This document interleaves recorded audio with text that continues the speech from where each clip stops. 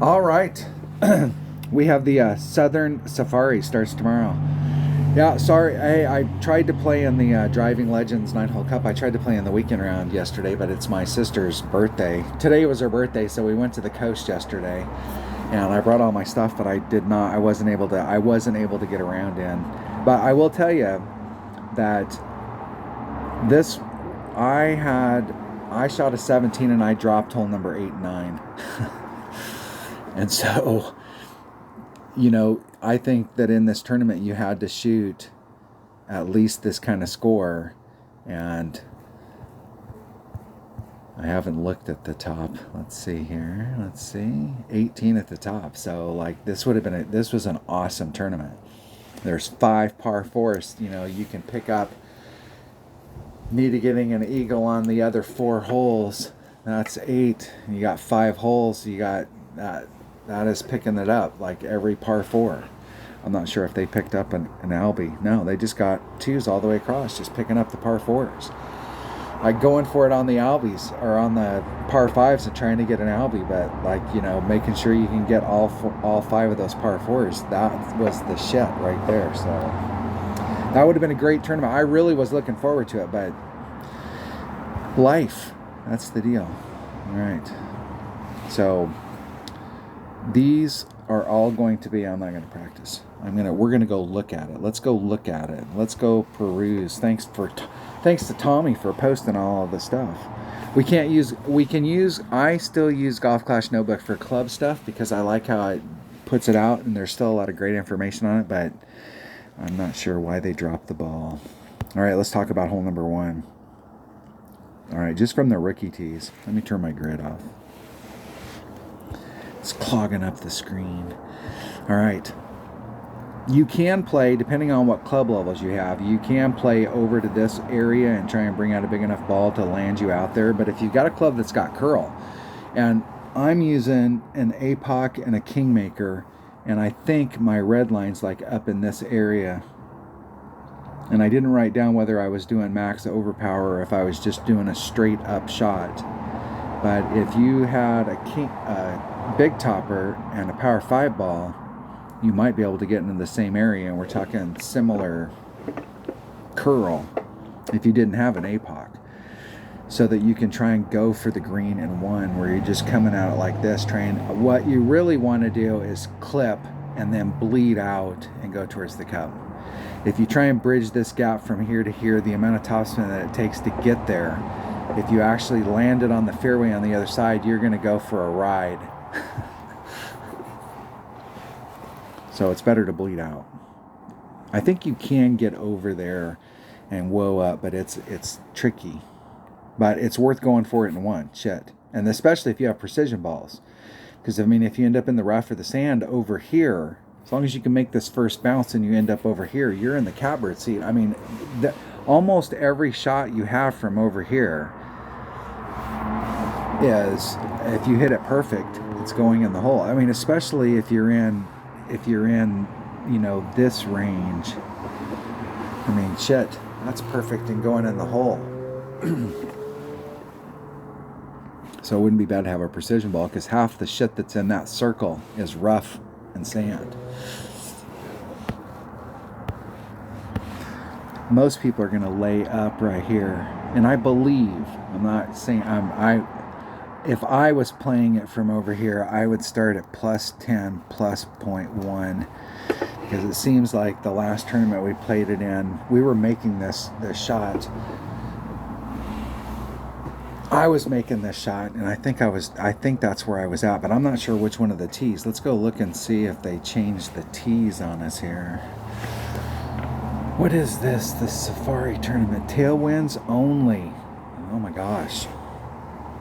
Get ready to tee off the wild greens of the KG Reserve for the next blah, blah, blah. Wow. So it sounds like it's just at the regular Acacia Reserve.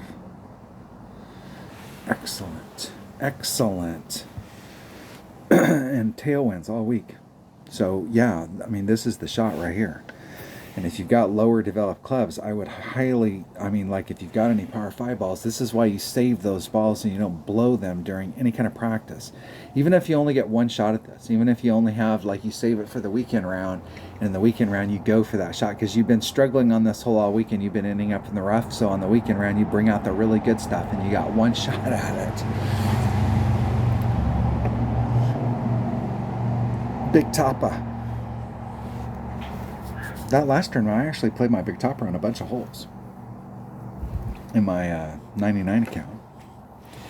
All right. I believe that is the deal. Plus 10. Can go this direction. I think from the pro or from the back tees, you can lay it up right here, and there is a great rough bump that you can do if you're having to hit it from distance. Either from here, I think this is long iron, and this rough bump might be wood. I've got one device is at like 14%, and then this device is down, so I got to keep switching between my phone and my... All right, hole number 2. Hole number 2. Let's go see what hole number 2 has. I had a slow start right there. All right, all right. Now, you can, and it seems to me that with like an APOC, like a mid-level, not like an APOC, but like a mid-level extra mile, you can get up here to where your red line's at. You pull back a little bit so that you're 2 rings off and you're going along this line. You could put just a little teeny bit of curl on it, and I think it's like 3 topspin.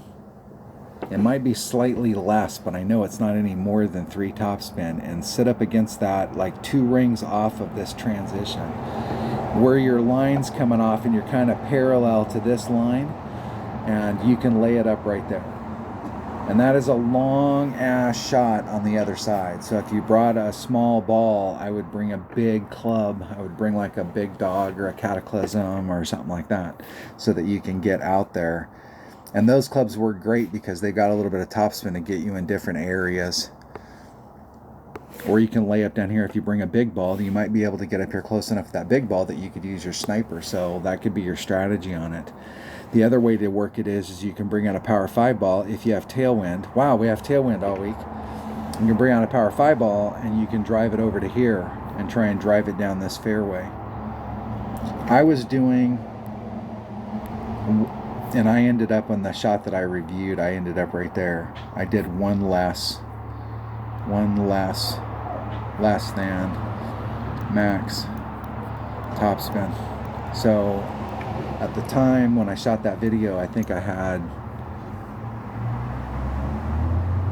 only 65 topspin, so I was only doing like maybe 55 topspin. Otherwise you'll run out the end and hit the sand. I mean, you have no control over there. You're not going to bounce.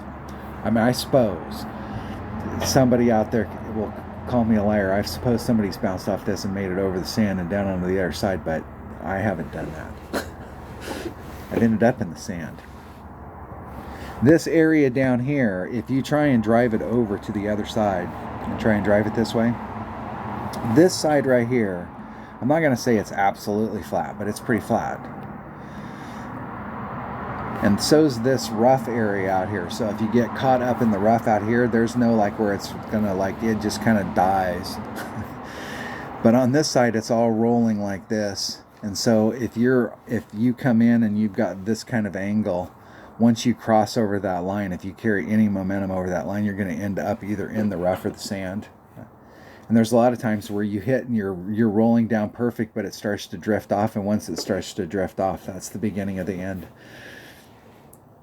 It doesn't, you can get lucky and get caught up here and still be in the fairway, but typically if you get rolled off, you're in big trouble. I thought when this hole first came out that there might be a way to go from like here where you did a shot that went like this, and at the time with the clubs that I have, I couldn't bridge the gap from here to get the right angle.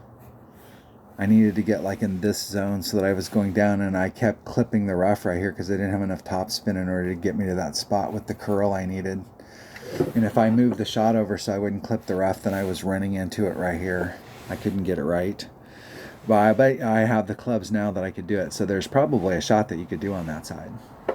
But you would and this shot you wouldn't have to do any overpower if you brought out a big ball, because your red line with a 3 power ball is like in this zone.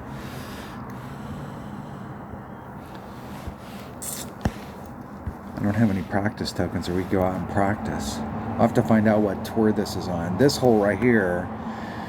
So if you're playing from the Pro Tees, you're playing from back here coming at it, and it seems like it's like 10-20%.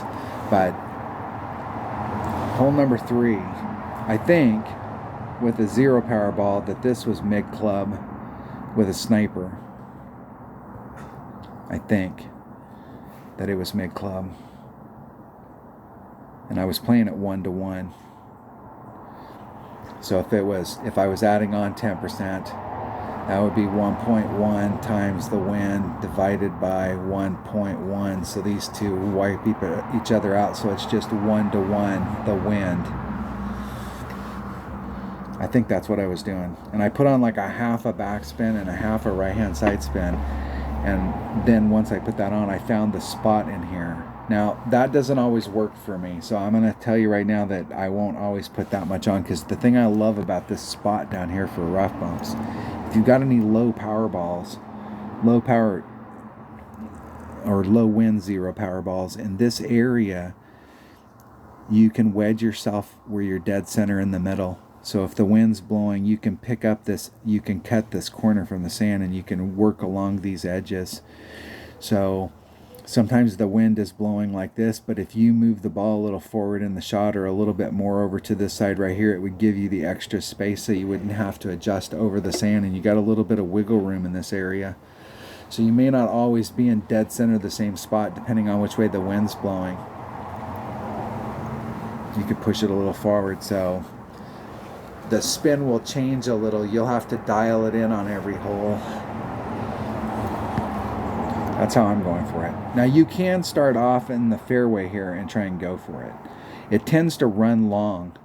So you may find where you're pointing at here's the flagpole, and you've got your ball guide right at it, and then it tends to be off on the fringe in the back. I mean, it seems like it rolls a little fast once it's going down the hill, because when you're coming in at it, it's going down this big hill and it's coming down to the cup down here. And so it does tend to pick up a little bit of speed. Hole number 4. What is? All right. We really, if we bring out from the rookie tees, I'm not sure what it looks like from the pro tees, but from the rookie tees, if we bring out, this is hole number 4. I've got you want to bring out the biggest hitting driver that you have and a power 5 ball, and you can get on this side so that you can try whatever you have that's got the best topspin that fits that category, trying to make it over. I tend to be rolling when I'm coming through here, and I think this is the hole. When you're coming through on your first bounce and you're trying to go to the cup, you're being pushed off to the right, and so your expectation is that when I take the shot, I can straighten myself out on this by putting a little bit of curl here, so that when it hits right here, it's coming in at the angle so that it's going towards the cup. And I think I watch a lot of people play the game where they're really focused on this right here, and I can see that their thought process is they're going to do curl, and then they do the curl, but what they didn't look at was their second bounce, because their second bounce was not very far away from this rough. And so when you put that curl on there, that curl did exactly what you told it to do. It put you on this line so that you were going straight towards the cup, and that line intersected with this rough area. And so, and a power 5 ball puts our red line right in that area where if we try and pinch it up here in the corner without doing it's a little bit harder. It would be nice if we could get up into this corner so that we could open that window up a little. I find myself bleeding off into the rough when I come into this area. I'm on this trajectory. So what I want is, because you can see how close it's getting down into this area. So I'm trying to play with this. And so if you hit a great to the right, you've lengthened that shot out that much, and that much is killer. But a great to the left might inch it. It might, if it clips the rough, then it'll just bleed out here, and I've got this shot, which is pretty good. And you can do a rough bump with your rapier from here. And at least I'm not in the sand. But it is tight to get around that corner unless you push yourself up into the corner of your shot. So wherever your red line's at, you want to get up into that tight corner. If you can push yourself forward a little bit from that by doing some whatever, you can widen that corner out. But watch your second bounce on that. I think from the Pro Tees, it seemed to me like there was times when I was playing it from over here, and this might have been on the Pro Tees, playing it from over here and coming at it like that. Maybe. No, I would think even from the Pro Tees, trying to think about how I've played this in one-on-one, I think I'm going this way and I'm hitting off the top of this and trying to bring it down here to the bottom. And even from up here, if you hit from the top up here, from the back tees, there's been times where if I had enough topspin, so you might be able to come up here with like a 3 power ball that's got 5 topspin, or a 4 power ball that's got 5 topspin. You could probably do it up here with a 3. From the rookie tee, shit, you might be able to do this with a 2 power ball that's got topspin boost, and you might be able to get on just as good, if not better, from up here. And this gives you that separation that I'm talking about, where it moves you out in your shot. This actually might be I will warn you about this shot right here.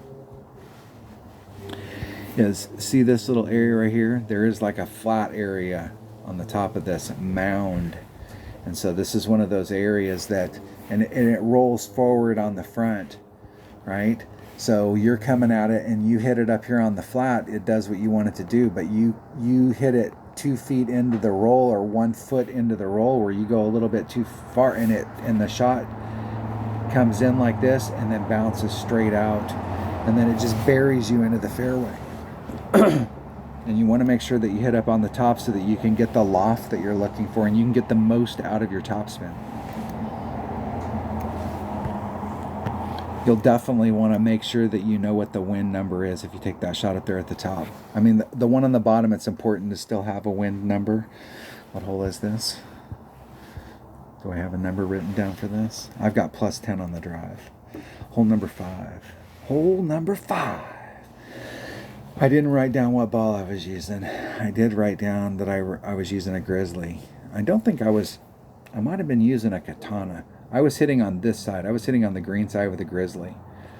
It might have been, it's whatever I needed to bring with a Grizzly to get into that area and give myself a little bit of room on the red line. I did +15. I was at +15 minus 0.1 to the cup.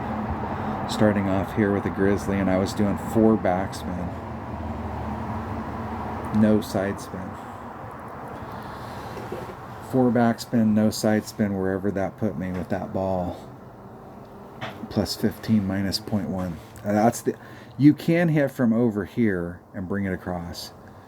And it does seem to me that, like, even in one-on-one, I think in rookie I'm usually at like +10, +15 is probably more accurate. In pro, I think I was playing this at +20. But since we're playing a tournament, I'll bring out a bigger power ball, whatever it takes to get me over there with my Grizzly. You've all had this happen to you when you're over in this area and you're trying to run your top spin. You're trying to run your spin, backspin, topspin, whatever it happens to be, in order to get your ball guide to take you to the cup. And when you get up here to the top of the hill, there's a bunch of freaking moguls, and your ball guide gets lost. And so 1 second it terminates, and it says that's it. And then you move the ball just a minute amount, and then it shoots off across the screen, and then you move it, and then it terminates. And it gets in this dead zone. And so you try and change your shot position down here to make it work, and it's not down here. It's these freaking little moguls that are up here. But if you start off on this side, you can get bounce number 1, bounce number 2 in front of the moguls, and bounce number 3, you go over the moguls, and then you go at the cup. And so in one-on-one play, it's not worth bringing out a bigger ball, because I don't know if I'm going to see this hole. But in tournament play, it is worth starting off on the other side, in my opinion, because you can get you can work that out. We all know what this looks like. I know anybody who's played this hole before knows exactly what I'm talking about in this spot. And you can eliminate that by starting off on the other side and bouncing over it. That's the deal. That's it, man. Hole number 6. All right. Now, first of all, I want to talk about all of you people that play pro out there. See this transition line between the third cut of the rough and the second cut of the rough? I take my Apocalypse and put myself one ring into the fairway, into the second cut of the rough at max club. Like I'm at the red line. And I work out the wind, and I do a max overpower hook shot, and I land in this area, and I bleed out. And you'll have to work the wind. Like if the wind's going this way, I might only do 2 topspin, but if the wind's coming this way, I might do 4 topspin, and I have to work my topspin a little bit different, but I set it up in exactly the same spot, and the only thing I change is my spin. And I end up, you can work yourself so you end up out here or right up here in the front with a Quasar. But in rookie, we can come out with pretty reasonable stuff and start off in front where we can bring ourselves out into this area. I actually think this area right here might be better. Now, that might have been because there is some alternate hole placement on this course. And I think where they changed the new one is like in a different spot. And in order to get a straighter shot at it, I was hitting up into this area so that I had a straighter shot at it. But this area right here would work for that.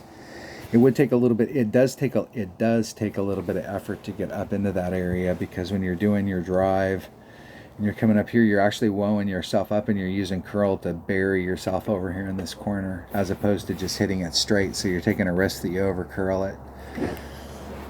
If you're going to hit it straight, really the sand, you want to think to yourself that the sand is not in play. So your window of opportunity runs like this. Oh shit, you got a huge window. If you try and shoot towards the middle of this, like you get like a 1 ring, maybe even a 2 ring grade on the right or the left, depending on what wood or driver you were using, and you're going to get a 1 or a 2 ring grade on the left and the right, and you could still end up in the zone. You want to make sure that you're distance-wise. If you ever shoot one of the ones on the inside and it barely makes it, that's how far you want to do, because it's the one that's going to run out of fairway first. Now you can recover from down there. That is the cool news is that if you're down here, you can recover. But you have a great shot right here with a Grizzly Sniper, or a Grizzly Saturn Grim Reaper, or whatever it is you use. B52. Is that a long iron? I think it is. I've never used my B52. The first time I ever played this hole, I got an Albie on it with my Saturn. I remember that. Let's see what this is. Hole number 6. Let's see if I have any notes written down. I do. I had Grizzly, and I was playing my Grizzly on this hole. When I first started playing it, I went by the book numbers, and it was 100% accurate, so I was playing it at 1 per ring. And I normally play it at 0.9, but I was playing it at 1 here, and I did a plus 30 to the cup, plus 0.1 into hole. Hole number 7. Hole number 7. You can play this hole around this way, and if they're playing the original pin placement here, and the setup as far as the variable is the same as it used to be, I play at the very top up here at plus 60. And this transition between the fairway and the rough right here, I play like 3.5 rings, so that, because this is another one of those areas that comes like this, and then it flattens across, and then it comes like this. And this area right here where I just marked is this area.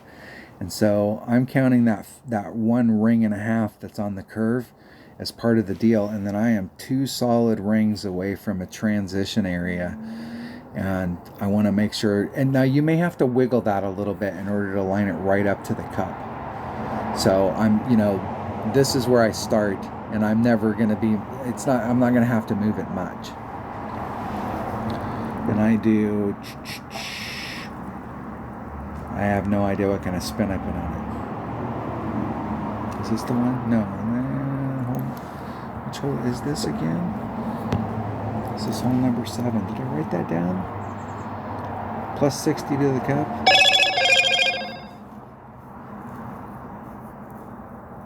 No, I did not write the spin down. What were you thinking?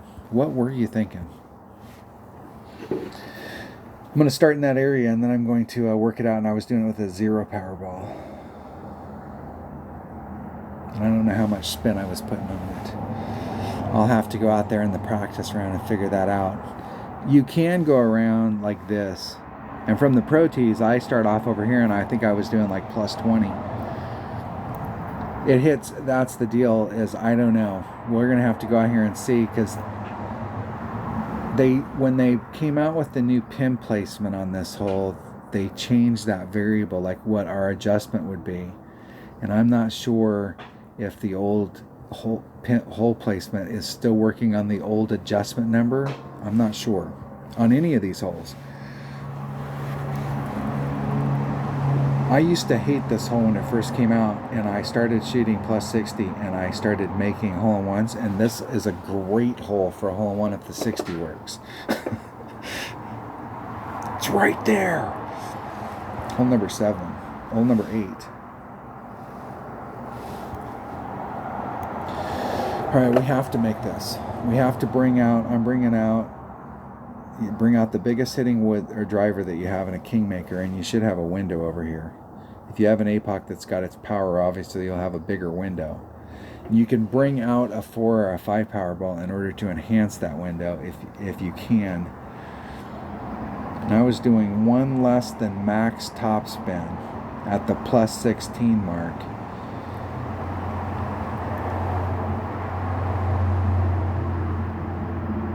And then 1.5 right hand side spin in order to get me so that I was going through the lane here.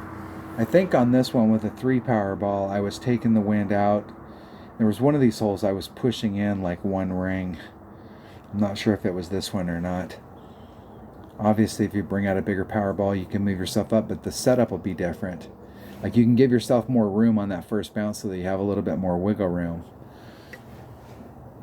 And you can tighten the shot up a little bit so you don't have to run it forward as much. But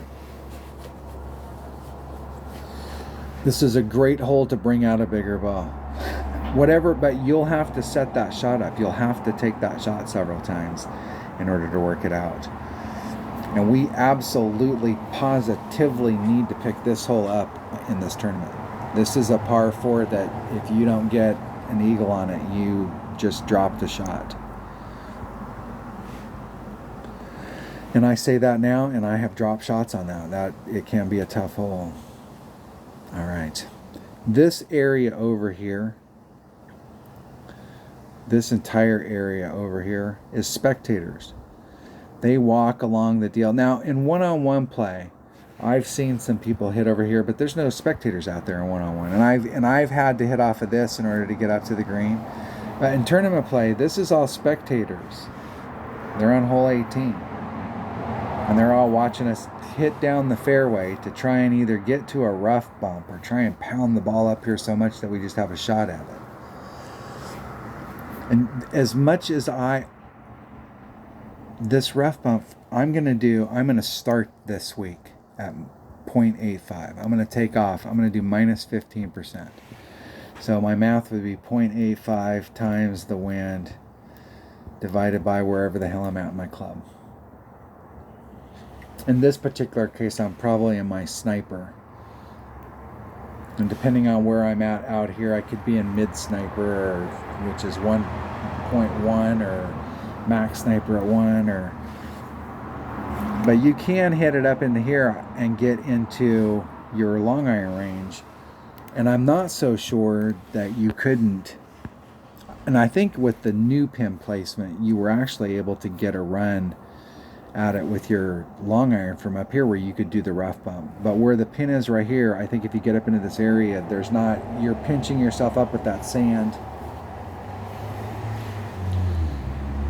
And if you can't get to the rough one because of the direction of the wind, you have to tighten it up a lot in order to get to the cup.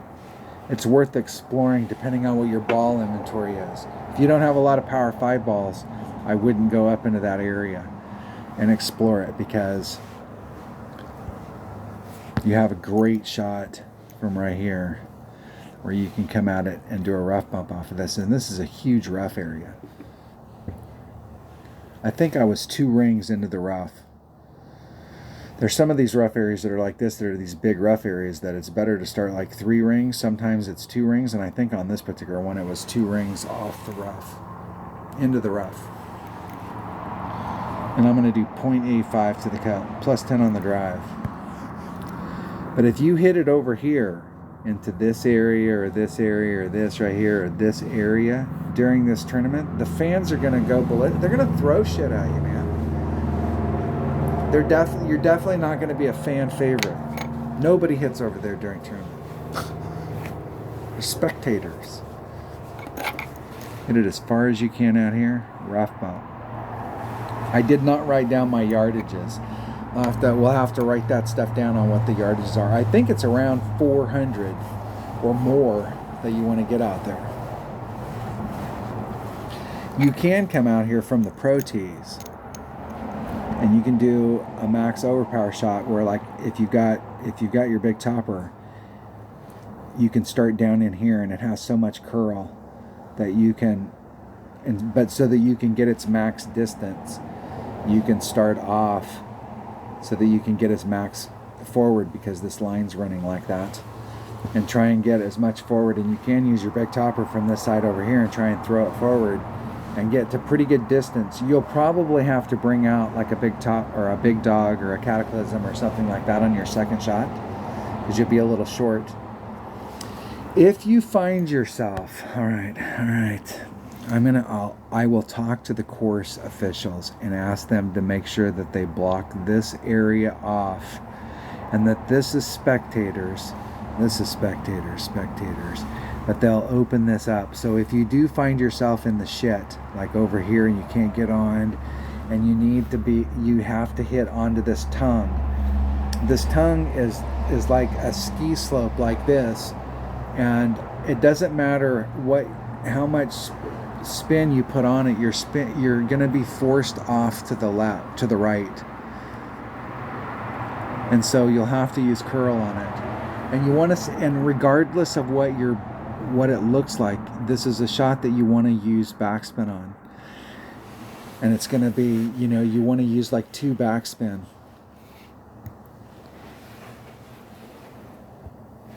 Because when you put the curl on it, when you put the side spin on it and you put backspin on it, and you've got the curl and everything is going in this direction, and everything in the shot, the side spin and the curl, is forcing the ball to go to the left. And when the ball touches the ground for the very first time, that backspin kicks in, and the backspin's like, hey, it's floating around, but then the side spin kicks on top of it, and so they just enhance each other, and it'll just suck it right around that corner and put it on the green.